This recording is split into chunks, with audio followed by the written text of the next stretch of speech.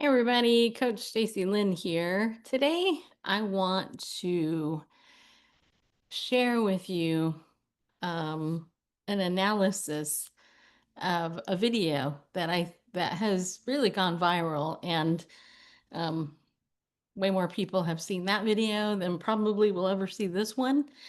But I kind of feel a responsibility to talk about this particular video because I think that there are some things that need to be addressed in the church. And I feel a little bit of a responsibility as an older woman in the church, and also as someone who has a master's degree in the field of psychology from a Christian college.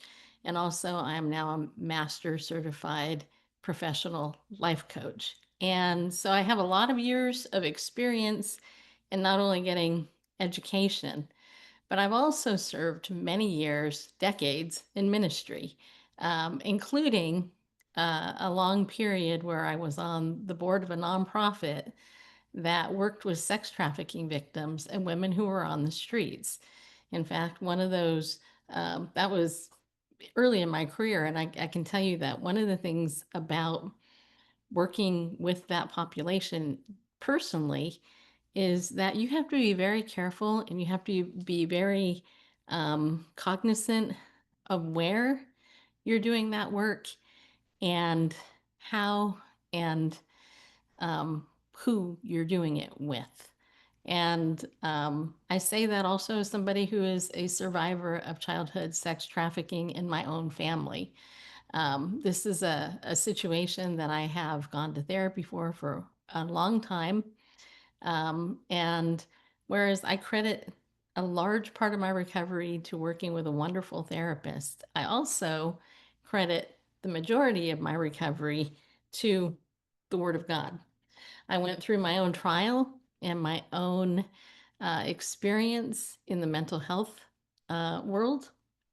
I was medicated when I didn't want to be by a Christian psychiatrist who forced medication on me. And that was a 15-year journey for me getting off of it because it just completely wrecked my health. I mean, it completely did.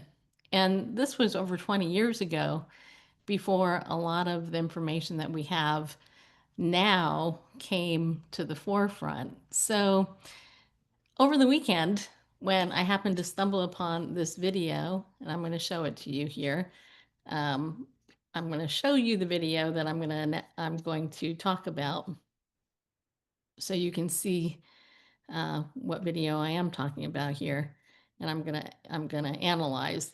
I discovered this video called "Demons versus Mental Health: Holy Disruption" by Heather Schott, and in this video, she is interviewing a woman. Let's see here if I can bring this up, um, by the name of Millicent.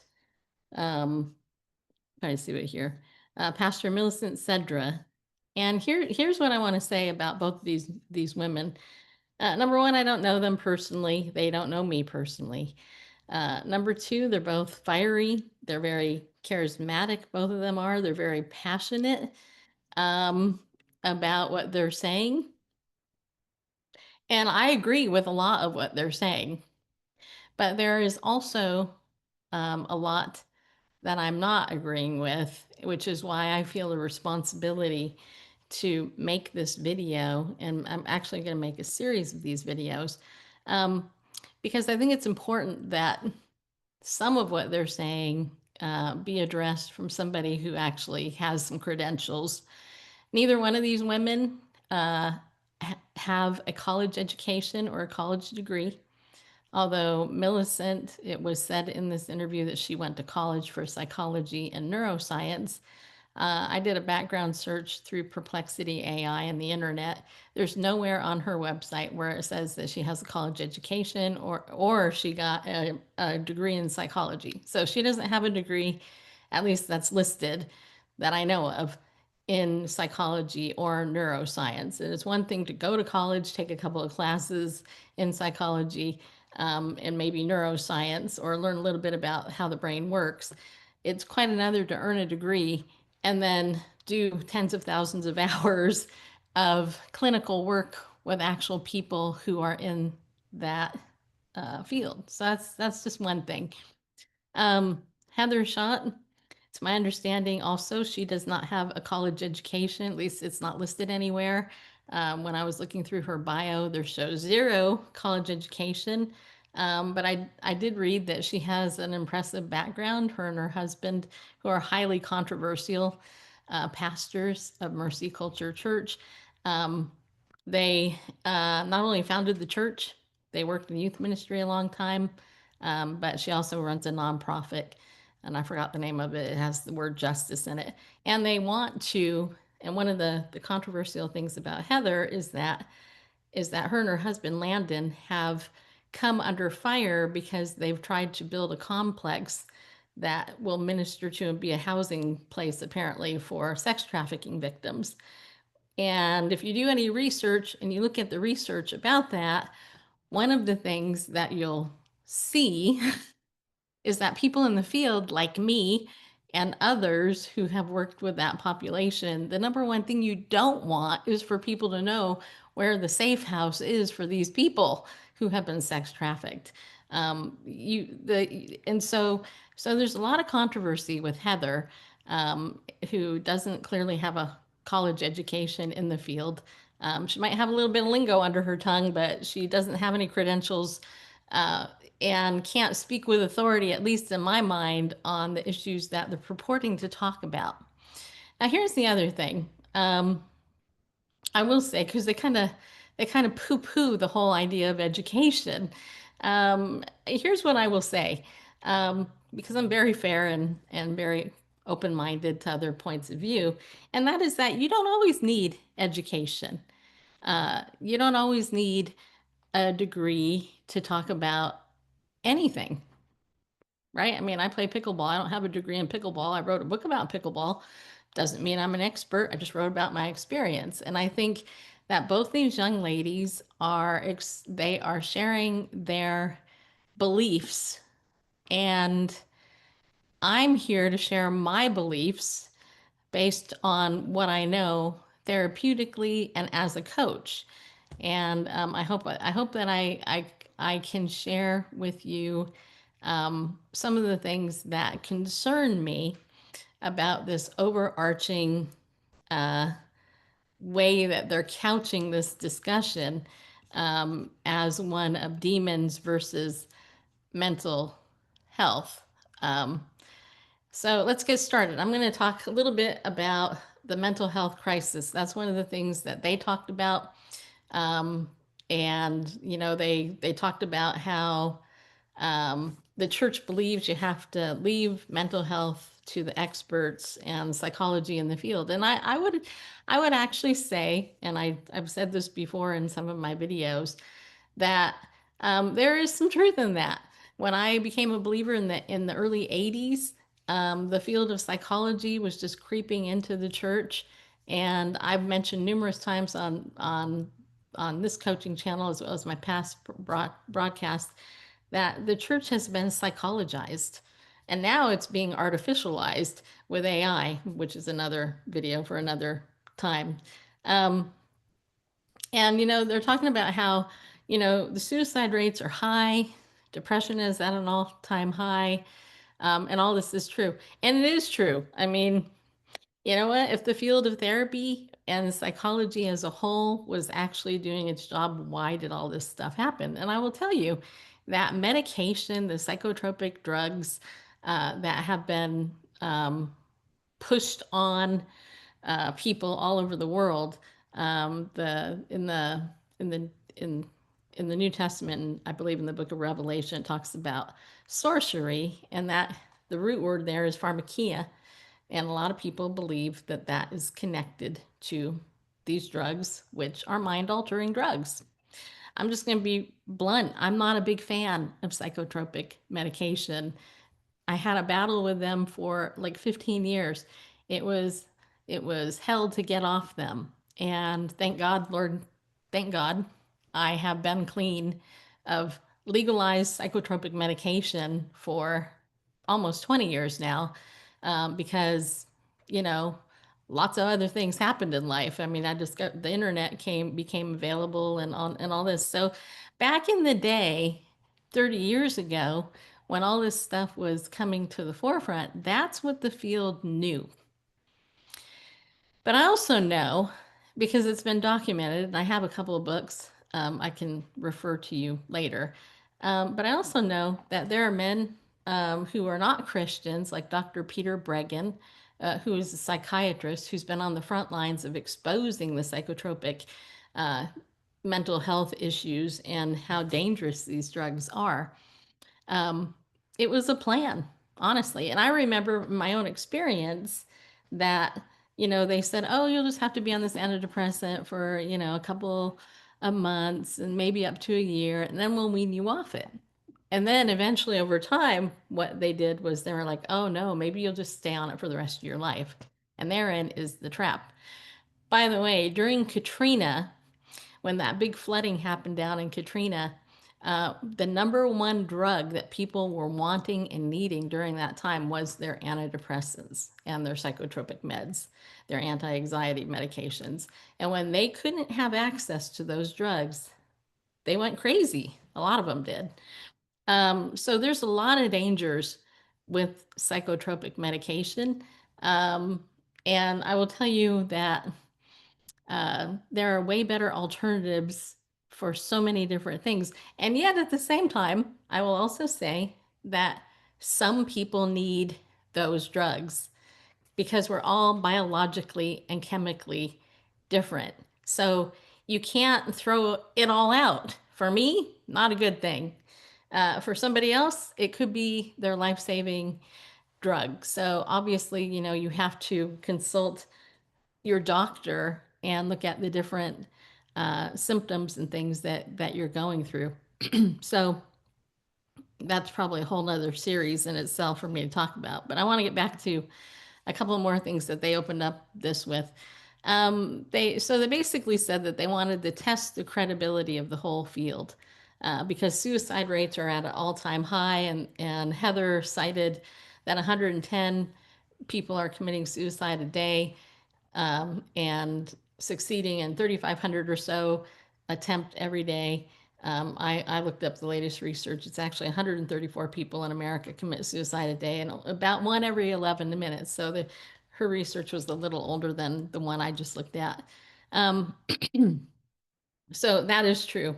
But then here is one of the first things, and I'm going to end this first video with this because they said a lot, and like I said, a lot I agreed with, a lot I didn't agree with. So they cited Philippians 4:6, and Millie, she actually said, this is a controversial verse. And Philippians 4:6 is that famous passage that says, with everything, with prayer and supplication, do not be anxious for everything, but with prayer and supplication, with thanksgiving, make your requests known to God, and the peace of God, which surpasses all understanding, will guard your hearts and mind in Christ Jesus. Okay. Most people have that memorized. Most people don't do it, right? That's basically what she said. Um, I would say that that may be true, that may not be true. I have had the privilege of interviewing Jamie Grace, who is a young lady, about 30 years old, a pop Christian singer who suffers from generalized anxiety disorder. She is the daughter of a pastor, and she grew up she's a PK, a pastor's kid. She has battled generalized anxiety disorder, she says recently, since she was 11 years old. And now she's like 30. So like half her life, like over half her life, she's struggled with that. I know a ton of people who struggle with anxiety. And, you know, what I heard them saying is that here's the solution. It's Philippians 4:6, and I just have to tell you that it doesn't work in all cases, people. And I'm not saying that the Bible isn't true, but what I am saying is that there are different causes and root causes for anxiety. Basically, if I pray, let's say for example, I'm just going to tell you something. Okay, let's say I go out to extremely like outside today, it's very, very bright. I go out there, I will immediately get anxious. And I've struggled with anxiety most of my life. When I lived in California, it wasn't as bad as it is here in Tennessee. When I moved to Tennessee, it became a nightmare for me, and I didn't know why until a couple years ago. But I prayed Philippians 4:6. Thanked God. I went to Him with gratitude. I've begged Him and I've pleaded with Him, please take this away from me. This anxiety is over the top. I can't deal with it. Um, I have thanked Him. I do a daily gratitude journal. And yet, according here in Philippians 4:6, it says here, I'm going to read it. Do not be anxious about anything, but in everything, by prayer and petition with thanksgiving, let your requests be known to God. Okay, I've done that. Completely have done that. And yet, I still have anxiety. And you know why I have anxiety? I'll tell you why I have anxiety. I have a medical condition that's actually very rare, and I didn't know it. Okay. So for many years, I was in therapy dealing with anxiety. And my therapist, who I absolutely love and adore, she taught me every anxiety reducing technique at the time that they knew about. I did it all. I did it all. And I was even on medication. I even took Boost Bar, which at the time was touted as the #1 anxiety reducing medication in the world. And I remember getting in a fight with a psychiatrist that gave it to me because he accused me of not just wanting to take medication. And I'm like, this stuff didn't work. And he's like, you just don't want to take any medication. I'm like, no, this stuff did not work for me. He didn't believe me. He gaslit me. That's a whole nother potential episode. Anyway, long story short, I'm here in Tennessee for a decade. I go and get my eyes examined a couple years ago, and my eye doctor says to me, what brings you in? Besides the fact that you're getting old and you need to get your eyes checked. And I said, well, I've been having, a lot of neck pain, just highly unusual for me because I never really struggled with that before. And she's taken a look at my retina scan and she puts it up on her thing and she goes, that's something you don't want your doctor to do, that you don't want your doctor to go, I'm like, and she's like, right there, that's your issue. I go, what? She's like, your retina. I go, what about it? She goes, it's yellow. It's a blonde retina. And I'm going to, because I haven't done this, but let me go ahead and log on this really quickly. Here you can see this. So I'm just going to show you what a blonde retina is. So she said, oh, you have a blonde retina. I said, okay, well, I don't know what that is, but here, I'll show you for the sake of showing you. So this is a blonde retina, everybody. So right here, this is a color of a retina, and it's yellow. Now, a regular retina for a person's eye is red. Okay, so let's see. I'm gonna go ahead here and pull up this input. I'm gonna put show me a regular, like a normal. I'll say a normal retina. There you go. So this is more orangish and darkish. It's more red. It's more red. Mine was more yellow. And I actually happen to see my retina on both my eyes. They're both pretty yellow.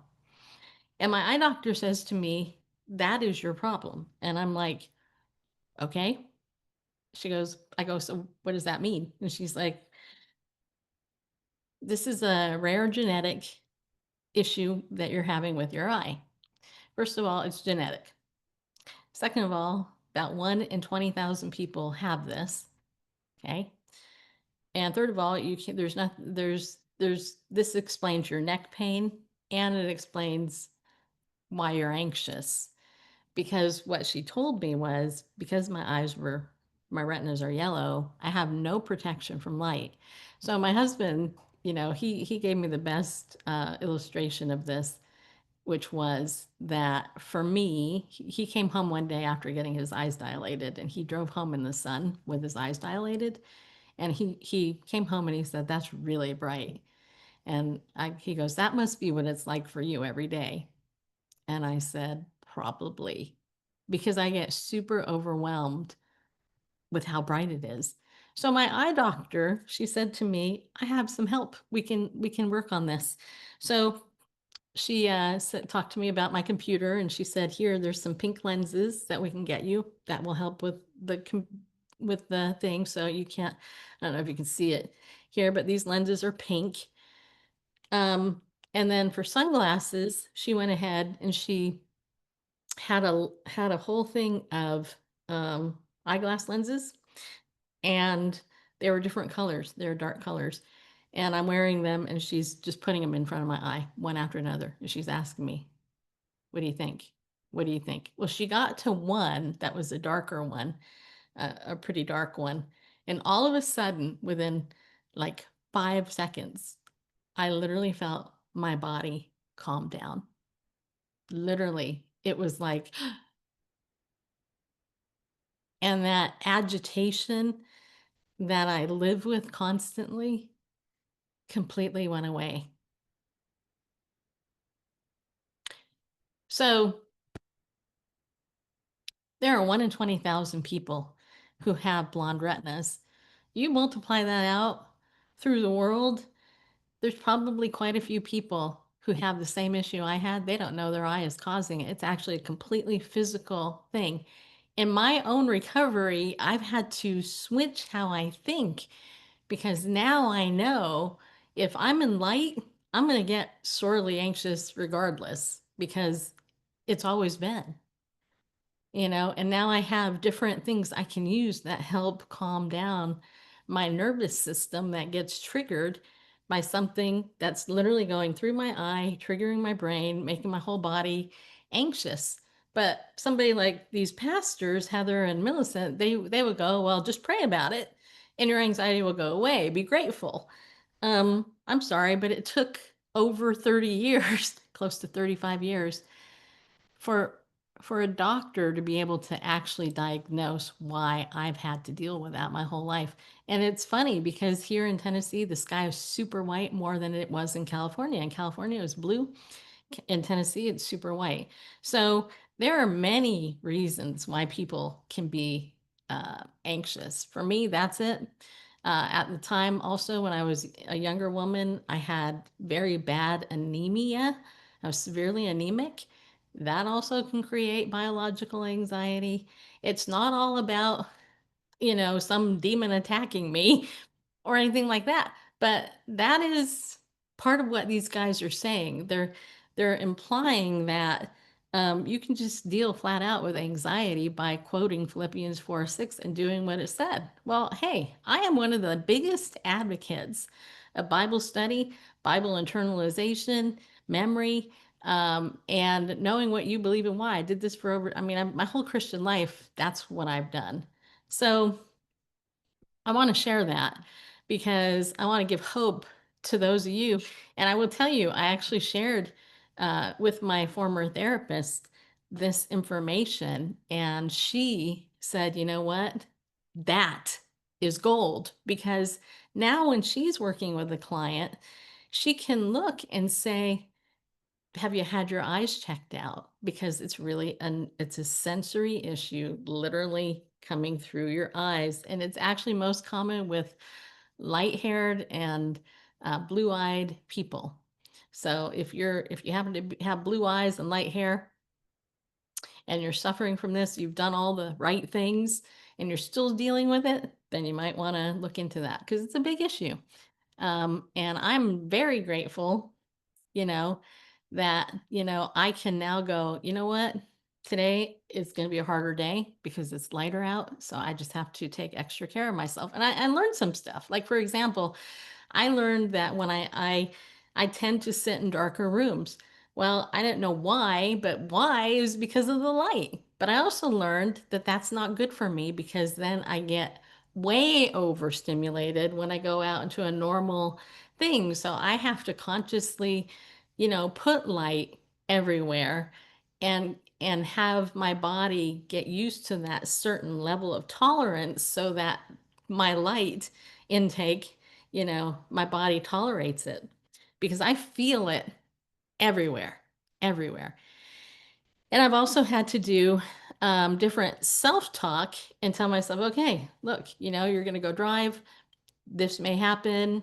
Take a deep breath, learn some calming techniques, that I can put some pressure. I can calm down the amygdala in the front of my brain, and just kind of slow down all of that stuff that comes flooding, knowing that eventually in about 10 or 15 minutes, it will pass and I'll be okay. That those feelings will subside after a short period of time. But if you just are told by somebody, well, if you're anxious, just quote Philippians 4:6 and do what it says, it's not going to help if you have a biological cause for your anxiety. Um, so I think for now, this video is quite long. So I'm going to stop. I'm going to stop this video and I will create another video. I'm going to do a series of videos and I'm going to address some of the other concerns that Heather and Millie brought up in that video. Um, I do want to just reiterate that I think that both these ladies are well-meaning. I consider them obviously sisters in Christ. They have a fiery passion to get people in God's word, but I don't agree with everything that they've said in this video. And my concern is that it can create more despair and hurt a lot of other people if they wholeheartedly concur and agree with everything that they're saying when maybe they're not as informed as they could be. So again, I'm Coach Stacy Lynn. I have contact info here in my bio. I'm open to consultations. If you'd like to set up a time with me, there's a link here in the bio. You can do that. And, I would love to hear your experiences. You can leave those in the comment or just message me directly. And let's keep the conversation going. Okay. And remember, the Lord loves you, and He is the healer, but He does use doctors sometimes. He does use coaches, and sometimes He uses therapists to help people.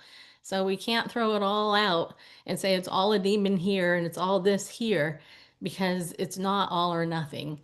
And I hope you're hearing my heart in that. So thanks for watching.